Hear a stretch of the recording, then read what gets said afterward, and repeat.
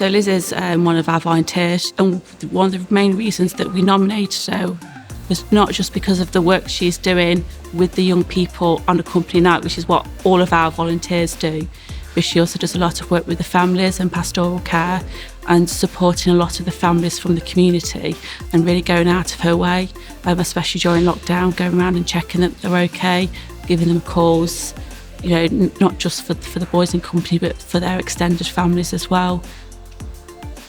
Liz is a really great woman. She helps out loads with everybody.